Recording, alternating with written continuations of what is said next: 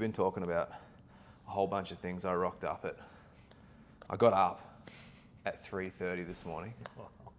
I drove 2 hours to go to Sydney Airport because Newcastle apparently only has like one flight out to Brisbane per 6 months. And so I got here at 8:30, no, about 9 o'clock. What time did I get here? 9 o'clock, 9:30? Yep. And we've been chatting, got coffee. I've been trying to, is this the tape from hell? Fucking hell, this is the world's stickiest sticky tape.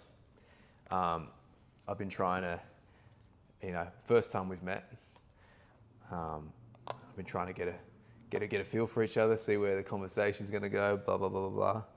And Dave's been constantly telling me interesting stories like, wait. So now here we are. So one of the things, I'm not talking about anything until I get this goddamn tape off. Just take the lid off. Don't come at me with your brains. Okay. So, you're a Qi Gong meditation teacher, Hermetic Qi Gong meditation teacher. How would you describe what that is? Look, Hermetics, I guess, gives you a set of universal tools to look at whatever path you're practicing. I've got a bit of a Buddhist background as well. So the Hermetics principles and just applying those to whatever you're doing is the power of Hermetics, I think. Hermetics is obviously based on the 4 elements, fire, water and earth, which comes relevant in most religions. Most religions have reference to the 4 elements, and learning how to master those elements on a mental level, on a feeling or astral level, and on a physical level, and bringing them into balance so we can begin to remember and see what we really are. What does that mean? What do you mean? So like see who we are? Well, whenever we've got an imbalance within those elements, in our mind or in our feelings, in our actions, the way we operate in the world,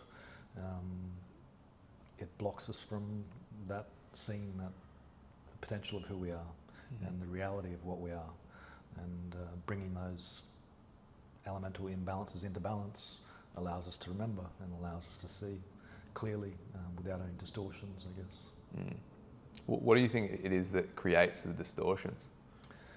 It could be environmental factors, it could be past traumas, past experiences, beliefs in the mind. It depends on which level we're looking at. It's like a subjective lens. Yeah. How did you get onto this path? I've heard you've ordained as a Buddhist monk twice. Was that the start? No. I started training with a friend of mine back in 1999, and we were practicing Qigong and meditation. I remember seeing the Initiation into Hermetics book on the table, and it jumped out at me as something very, very important. And I got a copy of the book pretty straight after that. And then my friend introduced me to my teacher, so it's Sifu Mark Rasmus. And I'm familiar with him. Yes, I know you are. We sorry to cut you off. We basically, I found out about Dave through my teacher, Mark, or our mutual friend, Mark. But you started training with him like 25 years ago or something. Yeah, 1999. Wow. Yeah. So it's, I remember when I first met him, he walked into we were in like a martial arts dojo, and he walked in. There was this presence behind me. I was like, oh, this is someone different. And I ended up going and training with him in the park, and we did some Qigong, and it was the first time I'd actually felt energy. And from that moment forward, I sort of knew that he was the right man for me to follow, and I practiced with him ever since. So we ended up spending a lot of time together. Him and his father had some land up in Binnabar, up in the mountains in southeast Queensland, and we ended up, a small group of us, I built a cabin in the forest up there in the year 2000, and pretty much most of my 20s I spent a lot of time up there practicing and training. That was the journey and the start of it. We've all got a very esoteric meeting Mark story. Yes. Everybody's got this happenstantial thing. This happens to pop up right at the right time. Do you know? So my dad trained with Mark. Did you ever meet my? No, don't think so.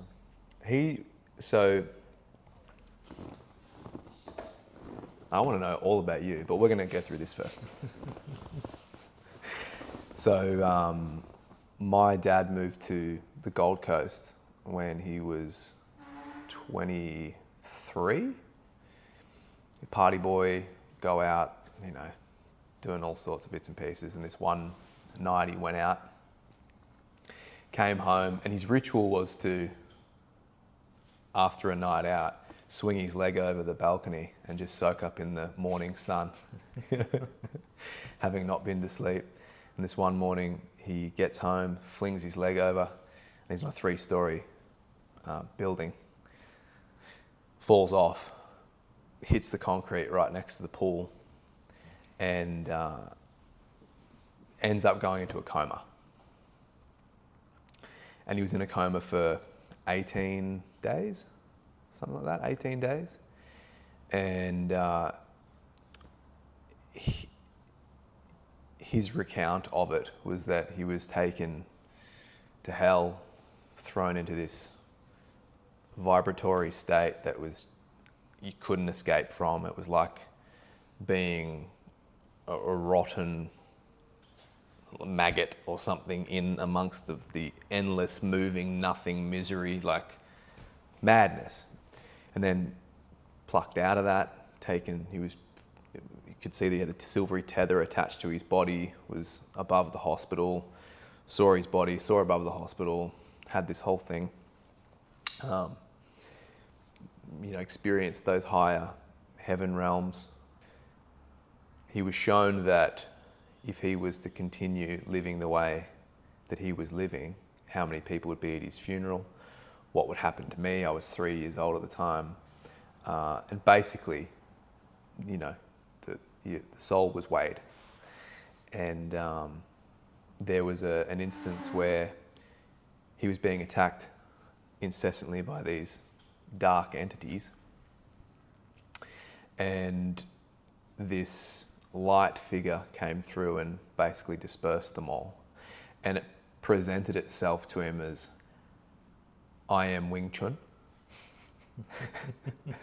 And he was a martial artist, but he hadn't done Wing Chun. He did Taekwondo and whatever else, right?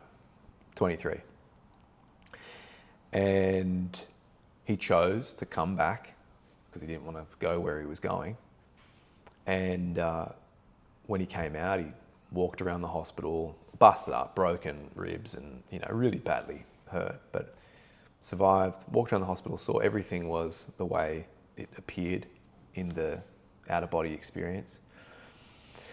And then he was walking down a street, I don't know where it is on the Gold Coast, and he saw a dude in the window hitting a wooden dummy, which is a Wing Chun, like martial instrument essentially. And he went, oh, I've got to learn that. I've got to go. He just felt like that was his thing. So he walked in, looks at the teacher turns around, it's Mark, big smile, and he goes, I just knew that I was meant to be there. So then they lived together for 2 years, trained Wing Chun for 2 years, and he did a bit of bits and pieces of Hermetics along the way. Mark would teach at a certain point in the night, it was a little bit late for him, so he would dabble with the Hermetic stuff, but he ended up coming back to Melbourne with the initiation book. And by this point I was probably 5 or 6. And so when I'd stay with him, he would read me initiation to sleep, right? And he'd tell me these wonderful tales of this magical Mark, essentially. But there was something that I remember lit up. It's quite poignant. It's quite a pivotal moment, obviously, in my life, where I just knew, something in me knew, without so many words that I have to meet this person at the very least. And then, I eventually tracked down Mark, said, so my father, this and that, told him the story. And I organised to go to Thailand and do a week's training with him. And I get there and I go, Dad says hi. And he goes, do I know your father?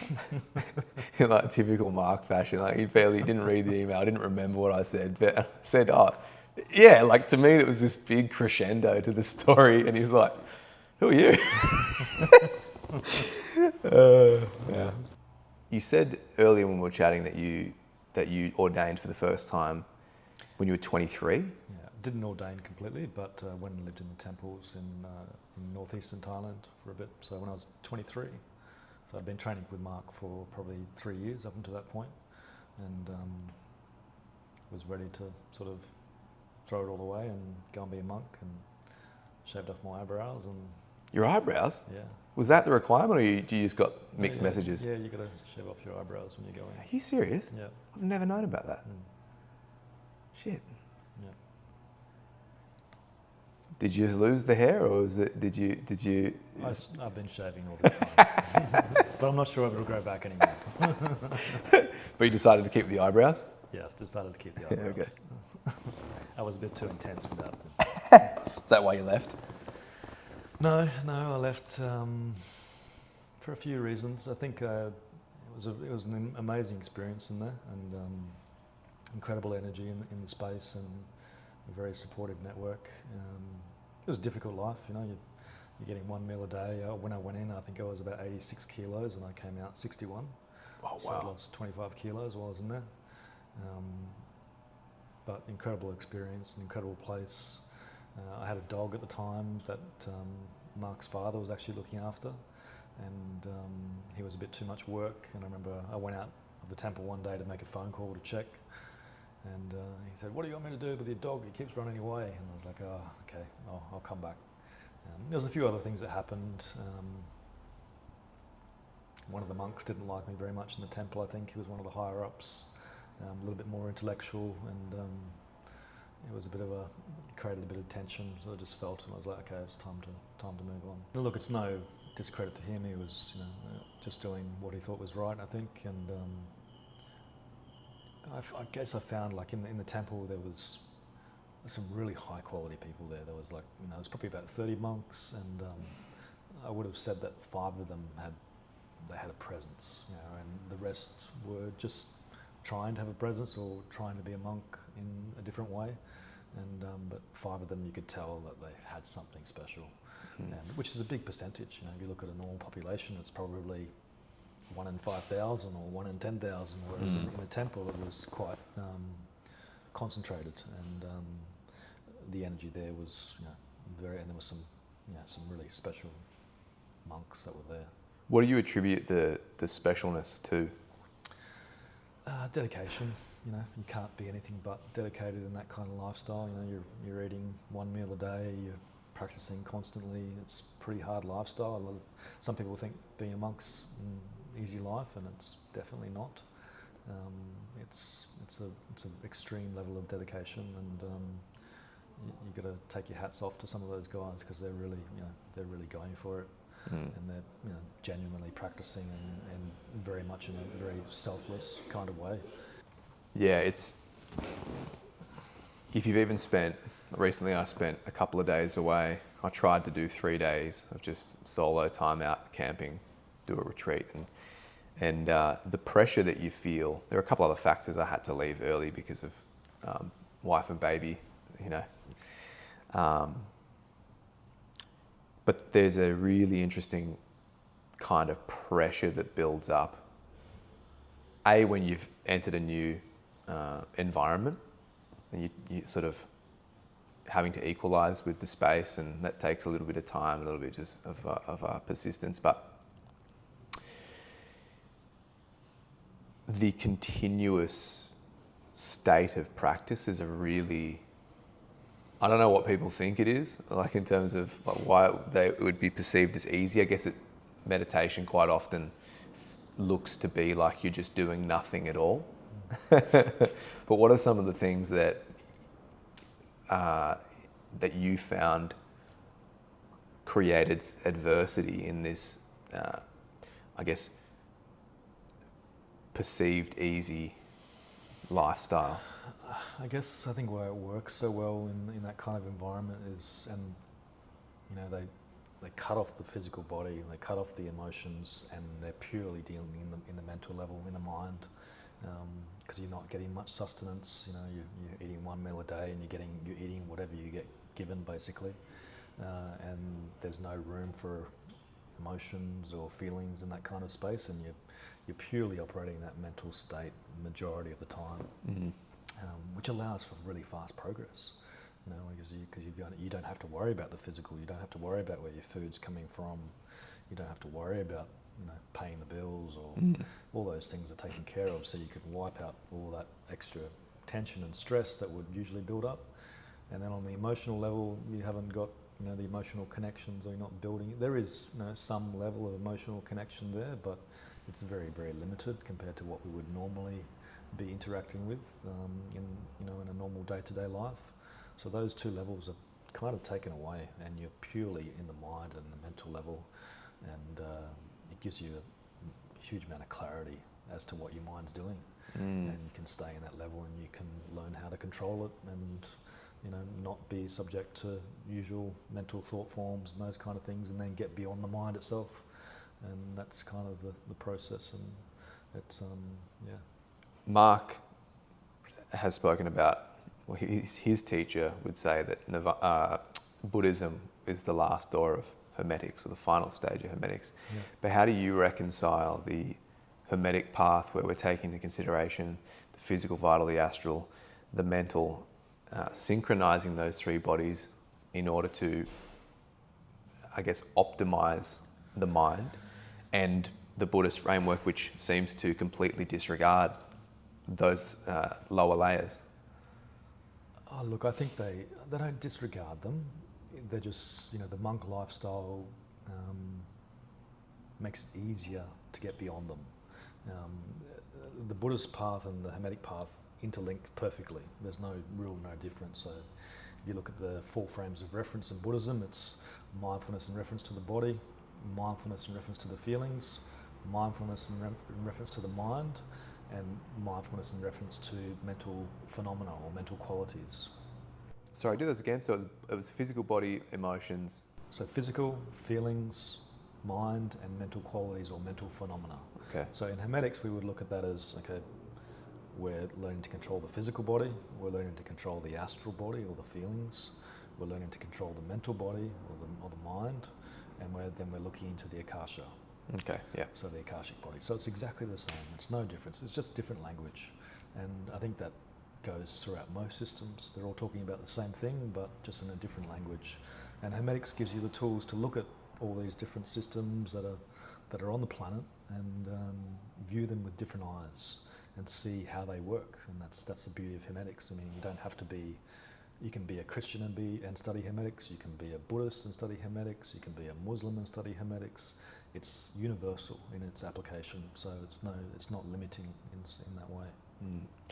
Yeah, the thing I love about Hermetics, and the thing that keeps evolving for me, is the complete non-dogmaticness of it. You know, we look at like religious war, for example. It just makes no goddamn sense. No. You know what I mean? It's ridiculous. It's the same, like you're saying, with the Hermetic framework perfectly lines up with Buddhistic values, Buddhistic practices, perfectly lines up with Christianity, perfectly lines up with all these things. It's universal. It's like, well, why are we not looking for the common thread here? Yeah, it's a conundrum. It's the human dilemma, and I think humanity, we're focused on power and all those kind of things, which kind of limits our ability to look outside the box and look at the world through someone else's eyes. And that's being able to that's the beauty again of Hermetics, is that you can look at someone studying being a Muslim and look at what they're looking at through their own eyes and feel it and go, I can see what what's the guiding light within that system. And there might be imbalances and there might be distortions of truth, but I think within every religion there's a pearl of truth, and there's pearls of wisdom there that can lead to the same place. But you've got to be able to look at it in the right way and forget about all the dogma and all the fluff on the side that's distortion. And because it's coming through a distorted lens of someone that's looking at it, you've got to look at it from its essence and look at the purity within it and then follow that line. Religion seems to be sort of like an extension of what happens to every person when they're born on earth.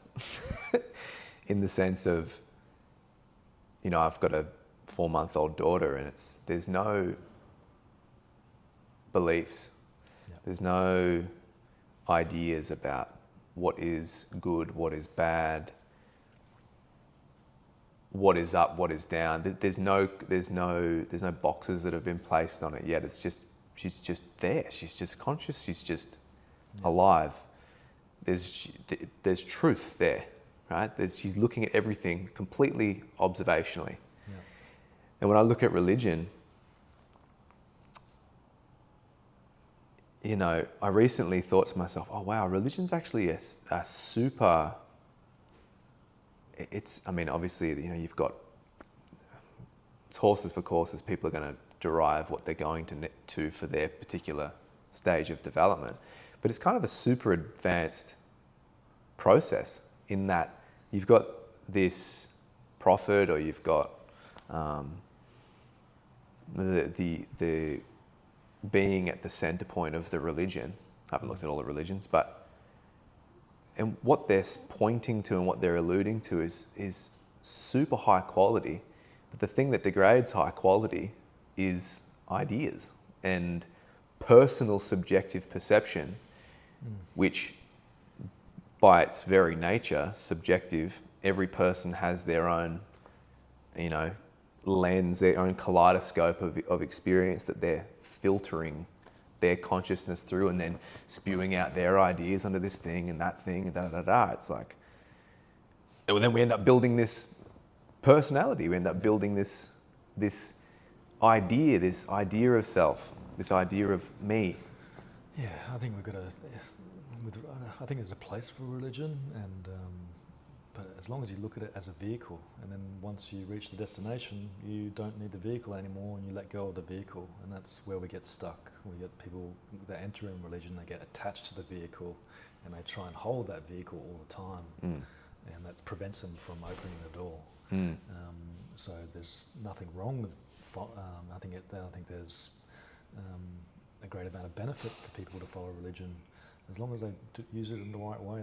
They use it as a vehicle to get to somewhere. You're using this as a vehicle, a set of tools to get to a place, but you've got to be able to let the vehicle step out of the vehicle and let it go once you get there, or once you get to the door. And once you open the door, you forget that the vehicle's no longer relevant. It's not important anymore. So you just got to be able to let that vehicle go. You see the same thing in Hermetics actually too. You know, when you see people who first step into it, it's like power. Well, most of those people don't get to the door, unfortunately. I mean, even in Franz Barton's book, one of the first things he says is, if you've come to this book for power, or you're going to be sorely mistaken. And it's not about that. It's people that approach it from that way of building power and those kind of things, they never get there. So it's self-protected in such a way. You spoke about the destination, you know, letting go of the vehicle in order to step through the door. But what constitutes the vehicle and what constitutes the door? Like, what's the end result? What's the aim? I think it's a remembrance. And that's the few times in my life where I've touched that space. It's got an overwhelming feeling of remembering. You wake up and it's like, I remember what we are, what I am. And it's just an overwhelming feeling of remembering. And you're not trying to find anything anymore. You're not trying to gain anything. It's just you remember. And we've all got that underneath us. And to me, that's the door. We're already it. You just got to let go of all the stuff blocking it. Yep. And you spoke about earlier when we were chatting, when you first went to the temple in, where did you say? Northeast? Northeast. Yep. That you had an experience of stepping into the temple or stepping into that space, and there was an expanse, there was something just happened. Yeah, there was a huge amount of spiritual energy in that place, and first night I was there, I had some pretty crazy experiences, and that shocked me, and I was like, oof, wow. Just being in that place, it was different. The level of ability to step outside of the body was, and I think obviously that's got something to do with the lack of food and the lack of emotional stimulation and all those kind of things. But you'd sit in meditation and space would disappear within a moment, and you'd be in empty space, and that was it was easy. It was not something that you had to try and get into. It just happened naturally, and that's the beauty of spaces like that. I think it supports that sort of energy, and there's obviously a lot going on in the unseen world, that a lot of supportive energy in those kind of places that helps you and gets you into those states much easier. That idea, it's, for a lack of a better word, idea of spiritual energy. We were discussing earlier about going away, training. You've just gone and done. How long did you do with Mark? A month? I was there for almost 3 weeks. Almost 3 weeks. Yeah. And there's an energy that drives and sort of, not drives, but you can kind of jump on autopilot a little bit, where you kind of ride the wave of the massive energy that is there in that training situation. And then you come back to Australia and it kind of dissipates. Yeah. Can you break that down a little bit? Look, obviously it's got a lot to do with having a very good teacher, and that's something that I feel very grateful for and very blessed. There's not too many people out there that I think that have got that same level of insight or ability to help. And being in that group of energy, it's a way that you can ride upon, and it's having people around you that believe the same as you do, or have an idea the same as you do, really supports you to open up into those deeper layers, and then coming back into a world where there's not so much belief from the people around you and those kind of things.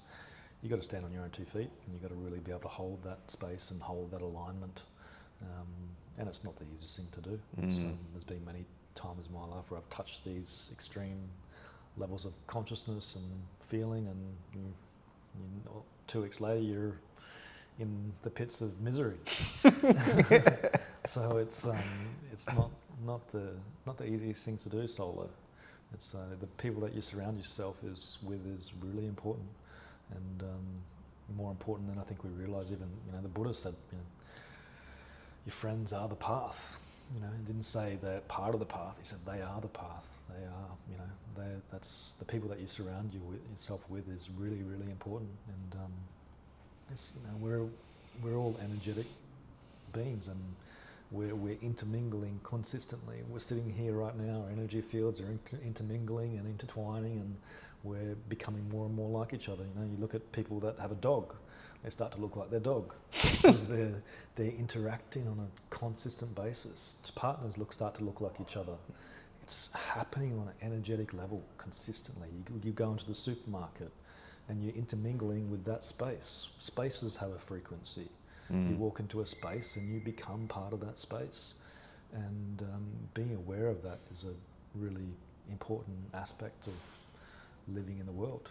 To be aware of your space, be aware of who you're interacting with, be aware of what's sticking to you. Because a lot of the time that you walk into a place or where there's lots of people, and you walk out with all this energy stuck to you, and if you act upon that energy, it becomes part of you. And we've got to be really careful of that, because sometimes it can lead us in a direction that was not really our direction. So we've got to be able to understand your your energy field and be conscious of it and realize that if you're acting upon things that are not really yours, and to be able to clear it and have the skills to clear it is a really important skill set. Can you give us an example of a time that you stepped into a space and stepped out, and how you recognise that a certain energy wasn't yours? Look, there's been many times where I've overlooked it, and I've allowed that energy to stick to me, and then all of a sudden I'm, not myself anymore, not feeling like myself, and you have thoughts that, like, why am I thinking like that? And those sort of things. It takes a conscious effort to be in control of your space all the time, and to be mindful. So mindfulness of the body, mindfulness of the feelings, mindfulness of the mind, mindfulness of the mental qualities. So you know who you are, and then when you're acting in a thought form comes to you that's not yours, you have the skill set to not allow it to run through you. That's not mine, and you release on it and you let it go. That's one of the things that's been happening in recent months, is that my upbringing in terms of when I started doing the introspective type of work, it was during my time in acting school, at which point I kind of took the approach of, well, anything and everything is within me, any possibility, given a different set of circumstances, it synchronizes and aligns a different set of energies against your kaleidoscope overlay of the idea of self, right? Of me. That I didn't realize how often I was hearing other people's thoughts until semi-recently, because they, at least the way that I've experienced them is, like, everybody is experienced when you think something, and you say something, and they go, oh, I was just thinking about that, right? Like, but I always assumed in those moments that we just were thinking the same thing at the same time, and they originated spontaneously at the same time within both individuated units of consciousness, and then they happen to align. But more recently, I've realized that actually getting to understand what my mental loops and mental cycles are on average, and getting an overall picture of the thoughts, feelings, and physical impulses that I am constantly being pulled to inhabit. When something new comes in, you go, oh, hang on, it sounds like I'm thinking it. It's in my voice, but it's not my thought. Yeah. I think it comes back to, in Hermetics we say like attracts like.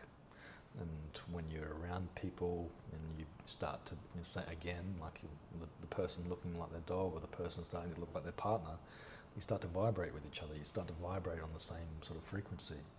And we're an antenna. Really we're energy conductors is the way I like to look at it. And if you're aware of that, you can be aware of what's flowing through you and what's passing through you, and choose the things that you want to pass through you or not. And you get that choice. And having that choice again comes back to mindfulness. You're mindful of what's passing through your mind. And a lot of us don't do that. I mean, there's so much information about how to train the body and all these things, and there's a little bit about how to emotional intelligence, but there's not too much information on there about how to train our most important asset, which is our mind. And it's not, it's the one thing that we have the whole way through, where the physical body starts to degrade as we get older and all these things, but the mind stays constant, and it's the one thing that none of us are really trained in, on how to control our mind, how to control, can you sit and watch your thoughts for 5 minutes? Can you have no thought for 5 minutes? Not many of us can do that. It's a difficult skill, but it's one that can be trained and one that can be learned. And it's one of the most important skills that we should learn, because the mind is everything. How we think is generally how we feel, and then how we act. It begins in the mind. So we can control the mind, we can control everything else much easier. Because once it gets to the body and it starts to become action, it's integrated. But if we can stop it at the mind and stop it at the thought, we have a thought of doing something negative and we don't nurture that thought, we let it go, we release it. Before it gets into the feelings, before it gets into the body, we've conquered it. And that's part of the process. How do you teach people to I guess, compartmentalize the mind from the emotions in that causation chain of mental, astral, physical? When it's, you see in certain students, well, in most of us, it's this tightly bound up mishmash of our experience and our perception of life, that the mind feels like the emotions, the physical impulses. It's so quick. Yeah. How do you teach somebody to? Oh, it's separating it. I mean, in Hermetics we call it mental, astral, physical, or the spirit, soul, and body. And sometimes that gets lost on a lot of people, and it's hard for us to associate with, especially in the Western world, because we haven't had. It's not in our culture to think that way. So an easy way to do it is we have thoughts, we have feelings, and we have actions, and we separate them. And you can clearly look at it, that a thought form has a different frequency to a feeling, and a feeling has a different frequency to an action. And it's an easy way to separate the layers, and that's a really important aspect of the training, is to be able to separate those layers so we can see clearly what's happening in the mind. We can see clearly what's happening in the feelings. We can see clearly what's happening in our day-to-day actions. And separating it is really important. As you said, everything is compressed and it's tightly woven and we can't see clearly.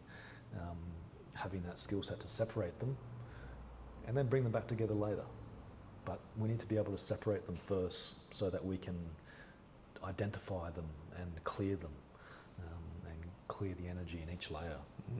So bring the mental body back into balance, bring the emotions back into balance, bring the physical actions back into balance, and then we're in what they call magical equilibrium or balance, and that's the gateway. When you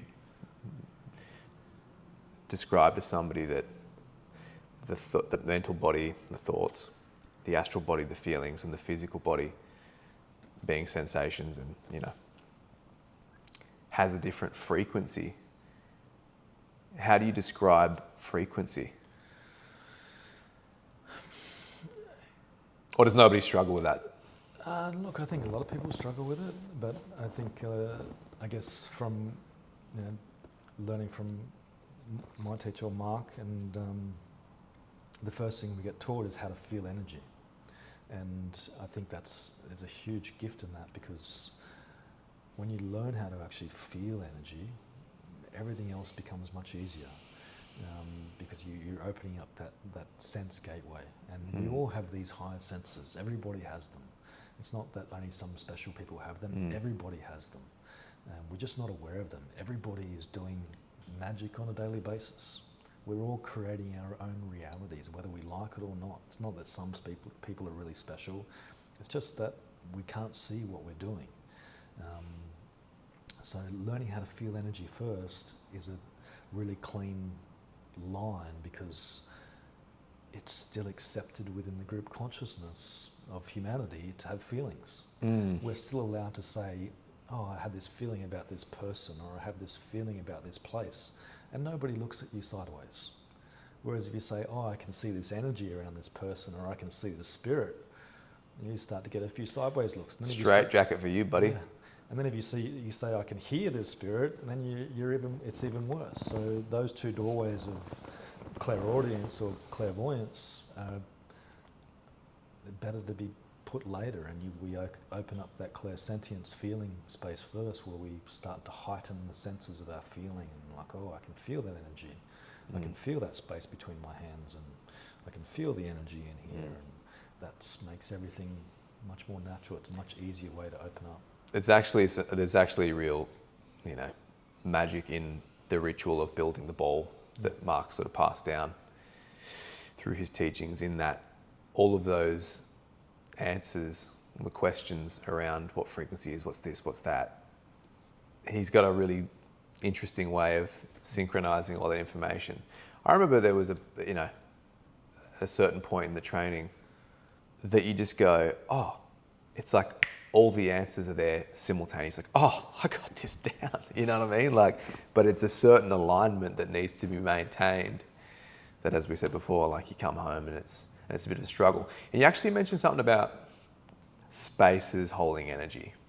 How in Thailand there's a collective consciousness that maintains this energy, and that the landscape potentially helps to support and maintain that energy. Whereas you come to Australia, and whilst the Indigenous communities, they've got, really beautiful practices and understandings. I mean, they can't not, given that they live on the earth. They live so closely to the earth and have done for how many thousands of years. However, the landscape supports a different type of energy buildup. I think in reference to the Aboriginal practices and the way they lived, our Western society hasn't integrated that at all. So we're not connected with that in any way, really. So there's those practices, and that energy hasn't been able to transfer across. That's really interesting. So it's not, whereas in places like Thailand, it's all integrated. It's integrated into the group consciousness. It's accepted. Magic is accepted. It's just a natural occurrence. And with many other places around the world, Japan's quite strong. Apparently Taiwan. So here in Australia, I don't know how many people would report clairvoyantly witnessing energy, spirits, this, that, the other. Apparently in Taiwan, 70% of people report seeing spirits. Yep. And so what's the difference? And it seems to be an accepted belief. Yeah. It's in the group consciousness. It's okay to believe it. If 70% of people believe it, once you get past that 50% threshold, it becomes quite strong. So it becomes natural for you to open up to those experiences. Whereas here, it's not a natural thing. It's a bit more difficult in Australia. Yeah, I mean, I've noticed even that I have had many clairvoyant experiences. In fact, fasting, I did a stupid 10-day fast that kind of destroyed all my clairvoyance. Mark was like, yeah, if you do it, it's supposed to thin out the matrices, the energetic, the electromagnetic substance that binds these three bodies together. Thins it out, and then in those gaps you experience extra sensory phenomena. No, not me. It just all disappeared for ages. And I think I just wrecked my body in terms of like the vitality, the foundation, the base just got, pounded. I ended up looking like a shell of myself by the end of the 10 days, but did it. Even though I have experienced clairvoyant activity, there's still, you feel the conditioned mind that still is identified with the larger group consciousness of where you are from, creating a barrier to a full embodiment of that belief, even though you've seen it, you've experienced it, albeit it comes in and out, but still there's a part of me that goes, nah, mate, are you fucking kidding me? Fuck off. You know what I mean? Like it's like that kind of. Yeah, it's very true. But I think it's part of the challenge as well. You want to be able to probably reach a space that we can hold that alignment in whatever space we're in. In the Bible, ye must be able to walk through the valley of death and still have that connection. So it doesn't matter where we are, we have that faith and that belief, and it's kind of where we're all aiming to be, I guess, or some of us. Mm. So then you ordained a second time. Did you ordain the second time? No, didn't ordain, just lived so basically they call it Pakao, Sikao. So you're just living in white robes. This is the second time, right? Yeah. Second time, yeah. And when was that? Second time I would have been probably maybe about 4 years later. So when I was about 27, I went again. and different experience the second time. The first time was much stronger. The temple had changed a lot the second time. Apparently one of the monks came through and cleared all the spirits out of the forest, so it had a different feeling when I was there. It wasn't as intense. When you hear things like that, when you get told that a monk has gone and cleared the spirits out of the forest, is there any part of you that looks at that and wants to invalidate or deny it? Like how? Is there the question of how? Not really, because I definitely noticed the change when I was there the second time. It was a different place the second time I went, and whereas the first time I went, it felt like a packed house. You know, it was intense. The energy was strong, and I had several experiences that were quite mind altering, and it was a different feeling the second time around. What were those experiences, if you don't mind sharing? Now you're getting personal, Harley. You don't have to talk about it if you don't want. I guess the first night I was there, I was in the main. I hadn't got my kuti yet, because you get given a kuti. What's a kuti? Like a cabin. Okay. It wasn't really a cabin, it was a platform with a roof, and four side walls with no, that all opened up, and so it's like a bamboo hut in the forest. And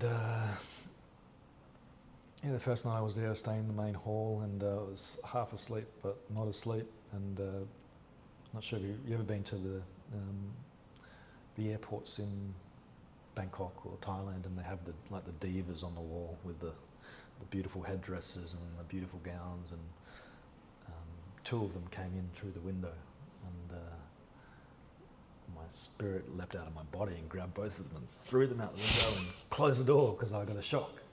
And I think they were just coming to see who the new guy was, and they found out. It's this character. And that was kind of the first experience I had when I was there. What was the other one?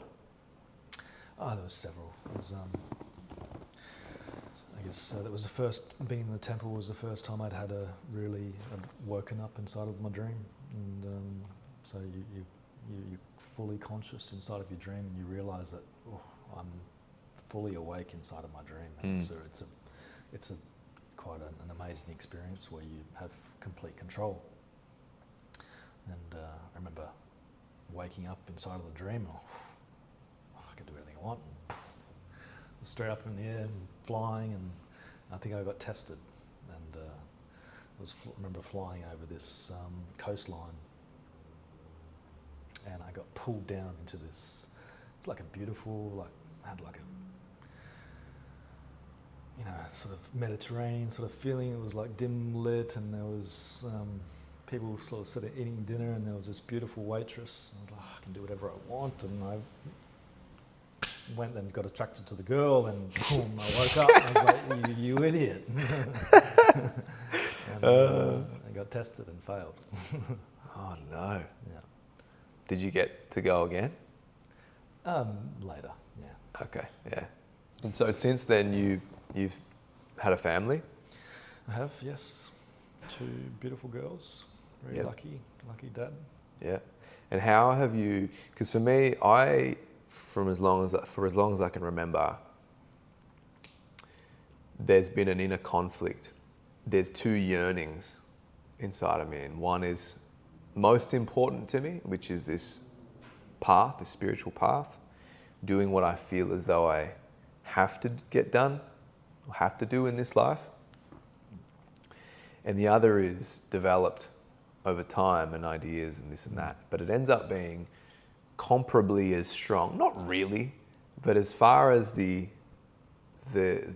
cultivated, accumulated me is concerned, this one's really important. Yeah. And that's a career. That's making money. That's doing all of the earthly, material world things, achieving this, achieving that. And then you've also got this spiritual path, which seem to want to pull you in 2 separate directions. And still, for the longest time, I've struggled to reconcile those 2 things. I think, okay, well then I'll make meditation and teaching my job. And then, there we go. And then you go, hang on, that doesn't necessarily feel perfectly right. So how have you reconciled those two? With great difficulty. It hasn't been easy, and I'm still learning. For me, it's not so much about the ambition. I haven't really ever had much ambition for, or maybe before, but I guess because I've been doing this for so long that I don't remember anything else, really. My time before I was 19 feels like a blur, it's just feels like another life, whereas the last 25 years has been really all about that, that core of spiritual development, for lack of a better word, has been the main driving force. But I've always had, I've obviously had financial commitments and had to be a provider for the last 15 years, which has had its challenges, and I've had to go into environments that are, corporate and completely devoid of any, I wouldn't say devoid of any spirituality, but it's because I think there's spiritual learning within every environment. You have to, it doesn't matter where you are, you have to bring that learning into each environment, because there's something to learn in each environment. But I find for me it's more about the financial commitments and having to pay bills and all those kind of things that bring me unstuck, I guess. What do you mean by unstuck? They cause a level of anxiety, and it causes a level, you're imbalanced, you're not in alignment with that peace and alignment to the higher aspect of yourself, I guess. And it brings you down into this world where you're fighting to survive, and you've got to live up to expectations from external people and external factors and all those kind of things, and you've got deadlines and all these kind of things that you have to live up to, and it's very challenging. It's not something. It's and I've done it out of necessity. I haven't done it out of I wanted to have a career in property or whatever I was doing during that time. It's just being out of I've got to do this because I need to provide, and that's been a hard thing to learn and a hard thing to adapt with. And I've fallen off many times and lost my way quite a number of times over the last 15 years. And whereas my 20s I was 100% in. There's nothing else that mattered, and my whole 20s felt like that. And then I obviously met my wife when I was about 30, and since then it's been a different sort of challenge, and I've had to work through those challenges. And but I think life goes in cycles, and now I'm coming to a point in time where I've got a bit of freedom to generate and move in the direction that I want to go. And that's very freeing on the spirit. It's it's a place I haven't been before, so I'm still learning. Do you think, because now you're at a spot where you've sold everything up, about ready to move to Chiang Mai for the foreseeable future? Yeah. Do you think that the detour of the path, or what looks like a detour of the path, has kind of led you to a better spot that potentially would have, that's allowing you a type of mental freedom that you wouldn't have had you just continued on in your 20s? It's hard to say. I think it's had its positive benefits and its negative benefits. So you've got to take the positive and leave the negative behind. That's cup half full. There are positive benefits and negative benefits. Yeah. Look at that. This is true. Yeah, so I think it's hard to say. I'm not sure what would have happened if I didn't have that, and where I would be now. It's hard to envision for me, to be honest. But look, I think it is definitely all part of it, and you've just got to accept the challenges that you get faced with and do your best with them. But I know there's been points in time where I've felt very, very lost over the last 15 years, and been in places and circumstances and jobs that I really didn't want to be in, and it caused a huge amount of internal suffering. And so whether that was good for me or not, I don't know. How did you alleviate that suffering? How did it end up? I left. Oh, okay, yeah. After when I had the opportunity to, as soon as I could, I changed and got out of there. But it's always been, comes back to finances, and I think, coming back to your point on, family and those kind of things, I think if you've got the financial means, it makes it a lot easier. So finances in this world that we're living in are super important, but if you've got the financial sorted, then I don't see any issue with it, and because you can balance everything out, because you've got a level of freedom that you can do the things that you want to do at the times that you want to do them, and you're not answering to someone external. When you're financially suffering and you're having to, live up to expectations and pay bills and all those kind of things, it's a different set of challenges that you need to work through. And so when are you planning on shooting off to Thailand? I'd be there already if it wasn't for my dog. Oh, yeah. He's a difficult one, but I'm trying to work out through that process at the moment. So it's okay. Just navigating, getting him over there, and working through that process. It's another responsibility to take care of. And so you were, prior to selling your house, you were teaching out of your space downstairs? Yeah, it was not hugely. I still had a lot of work commitments that I had to go through, and I was living. I've kind of lived a double life, for the last 15 years, where part of me has been still moving in this direction, and the other part of me is having to live up to deadlines and expectations. Fuck, ain't that just everybody though? Jeez, if you look at it, we're all just living double lives, aren't we? Yeah. I think we are. Yeah. And so when you head over to Thailand, are you going to start teaching online? What's the teaching plan? It's not a huge plan yet. Online? I'd love to have a retreat space that would be set up a centre that people can come and they walk through the door and they can let go of their troubles at the door and come into a space that's supportive of that growth. That would be my ideal scenario. So working towards that at the moment, but I haven't got any fixed ideas on it. I'm just sort of going with an open-ended mind and see what comes, see what luck brings. What does a day of practice look like to you? What is your day-to-day? What's your day-to-day go-to for as far as your personal practice? Without going too far into detail about what the practices are, but how do you center yourself every day? Where do you start? Where do you end the day? When you're boop, right up there. Look, it's staying in that alignment. It's not.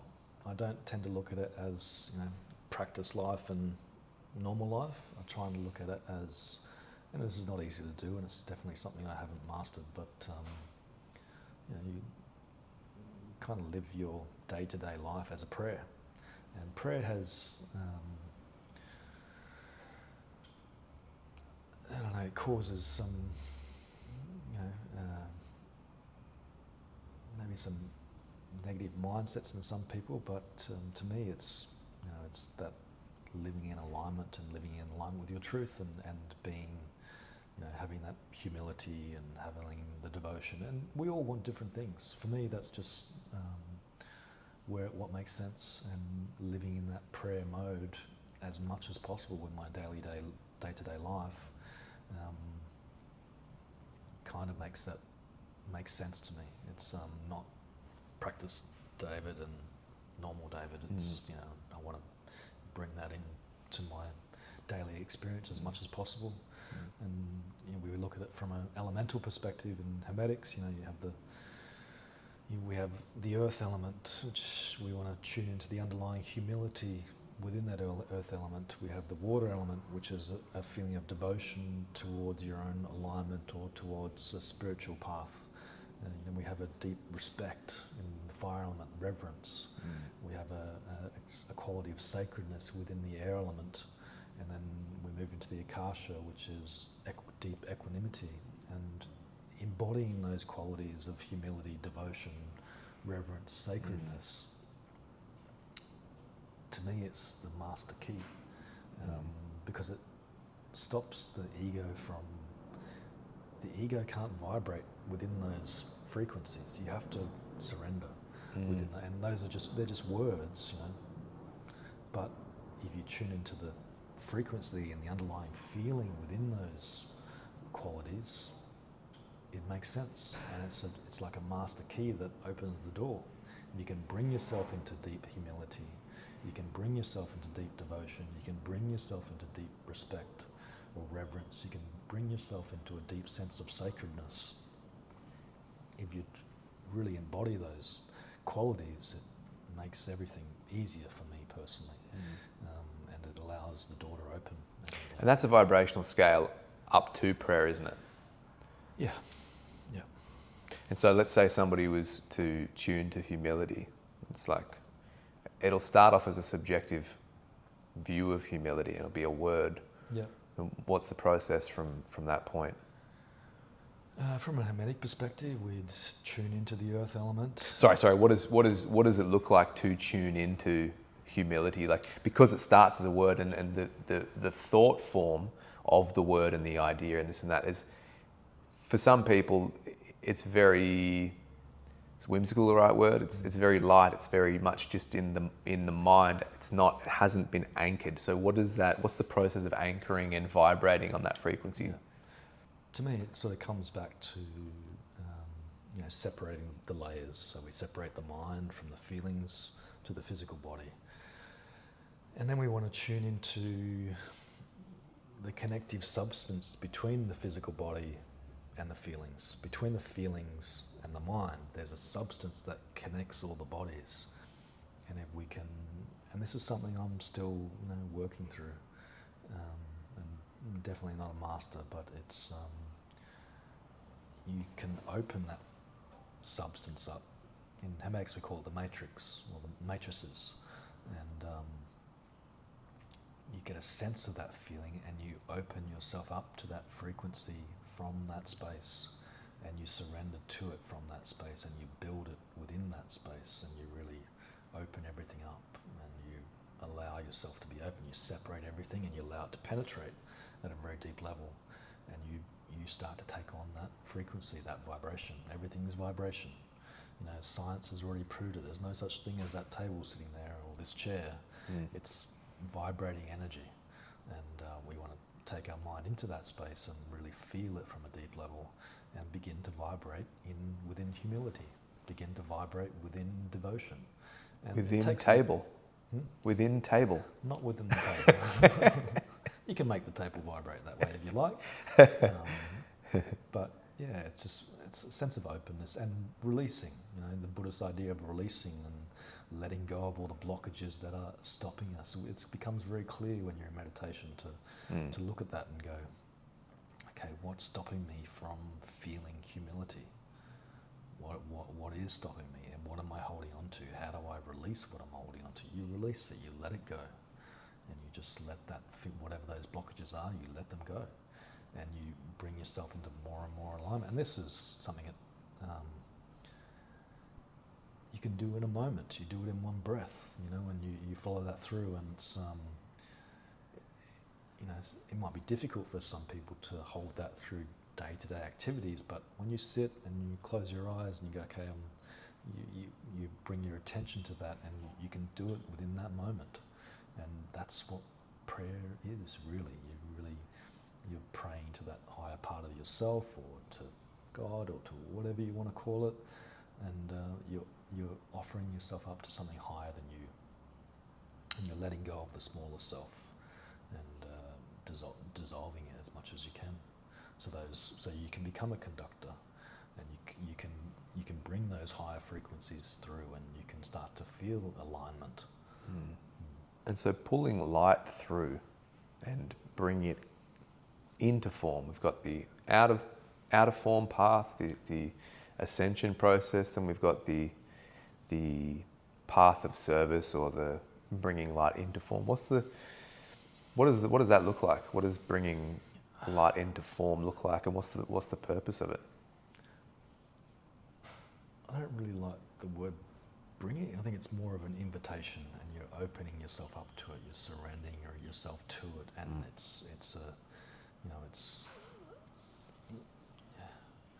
a lot of this is, for me, what helps me is to, in those moments where I am struggling to connect or I'm struggling to feel that alignment, you surrender and you let go, and you have one thing that helps me is to have the feeling of, every being in the universe can see my every thought, my every feeling and every action, because they can at a higher level.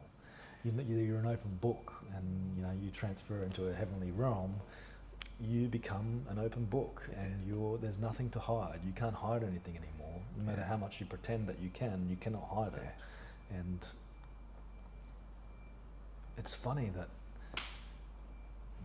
everybody is capable. We all do this on a daily basis. Someone walks into a room, and even average Joe, who hasn't had any of these learnings or practices, is automatically mentally scanning that person. You're mentally scanning that person, you're scanning, okay, what's this person about? And we're feeling them out, and we're getting a sense of their vibration and what they're doing and what they are. And we're all doing it. Everybody's doing it. Pretend like we're not. And we are. Everybody's doing it. We've all got this capacity. It's not just some special people. So it's just being aware of that and just being open to it and straight, okay, this is all my stuff. Here, look, take me or love, hate me. I'm doing my best to work through it. Yeah. And that's I think for me the best approach is to take that feeling in and not pretend that we don't have weaknesses. Own up to your weaknesses. Own them, because when you own them, there's a certain amount of releasing in that process, because you've owned it. And I've still got all these issues that I need to work through. I'm doing my best. Take me or not, that's what it is. And I think that's a good way to approach it. Knowing that every being in the universe is watching you really has a way of making you close the laptop late at night, doesn't it? Yeah, it does. It makes you realise really what, you get to take a good look at yourself, and you begin to change. And that's not something to contract about and go, oh, I've got all these weaknesses I've got. You want to stay open. Staying in a larger mental space allows you to release things easier. And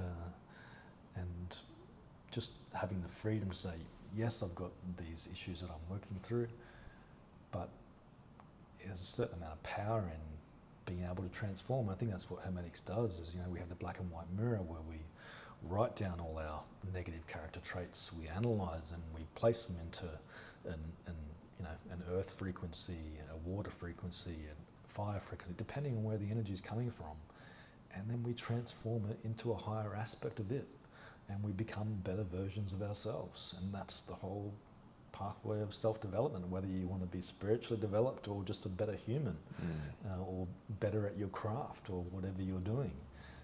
Not everybody wants to, ascend and go and be a monk and do all this stuff. It's not for everyone, and doesn't have to be. Hermetics just gives you the skills to live your life better and to be a better version of you, whatever that is. And it's. There's a lot of healing that happens in simply being able to look at all your positives, but more importantly, all of your negatives, and see them objectively, and dissolve any idea of good or bad associated with them. Yeah.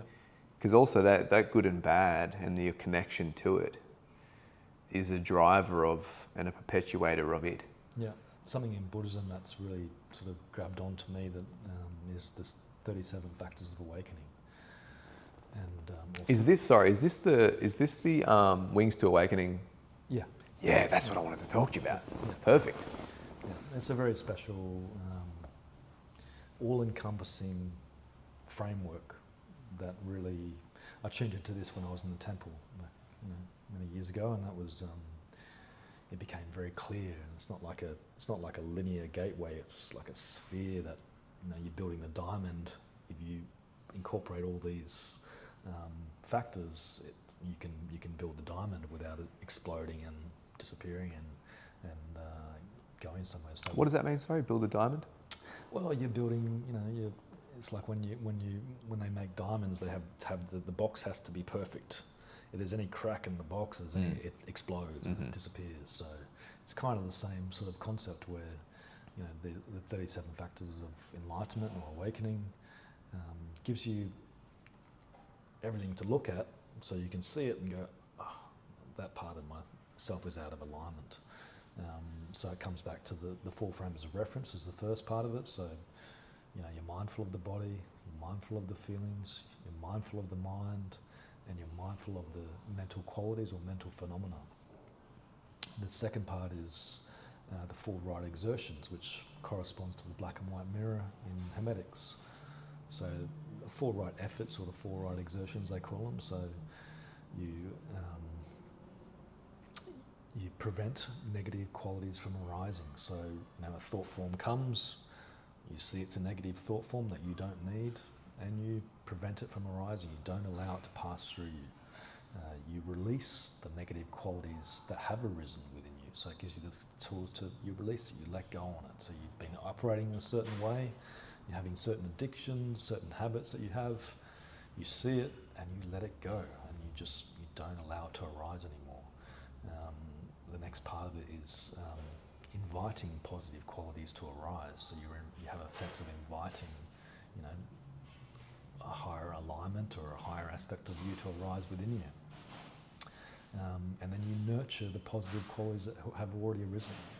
So preventing, releasing, inviting, and nurturing. They're the 4 right exertions or the 4 right efforts that we want to have in relation to our character, in relation to our mind, in relation to our feelings, in relation to our body and actions. So we incorporate those on each level. It allows us to transform, and allows us to change how we act and how we feel and how we think.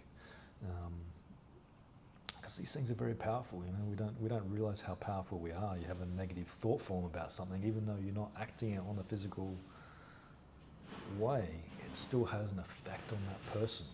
Because the mental body is not subject to space. It doesn't have any limitations. You can put your mind on the moon in an instant. You can put your mind in you've had a property overseas somewhere. You can put your mind there instantly, and you can feel that place on a mental level, because the mind is not restricted by space. So the mind has a huge amount of power, and then the feelings have just as much power, if not more. So you have these negative feelings towards someone. That has an effect on that person, whether you're acting them out or not. So we have to be energetically responsible with how we feel and how we think. It's super important. This brings up a really interesting thing I've been pondering recently, and it's, there's this saying that what people think of you is none of your business. And I'm like, well, that may be true on one level, but when you can feel it, and that may sound woo-woo, but when you can, I've known of one person in particular that likes to spread poison for some reason. And I can feel it. And then you end up seeing things that validate it. Now that could just be a resonant, you in tune with that thing, so you think you're connecting dots that aren't there, but that's a discernment process, and through that discernment I've gone, yeah, no, that was pretty bang on. Yeah. You can feel how others are toward you. And actually that, it brings about another interesting point around your own responsibility to do no harm to others, so that you can minimize the mental and psychic barrage that comes your way. Yeah, I think that's something where a lot of religions they miss a piece of the puzzle. So even in Buddhism, they have the precepts and non-harming and all these kind of things, and they do really well on the physical world, and they're not harming, and they're not hurting anyone, but in a feeling or on the astral, they're having these negative negative feelings towards someone, and in the mental, they're having these negative thought forms to someone, and that's an important piece of the puzzle that you need. So that's why separating the layers is so important, because you can see what's happening on each layer, and that I might not be acting in a certain way, I might not be causing harm on a physical level, I might not be punching this person, but I'm energetically punching them, or I'm mentally punching them.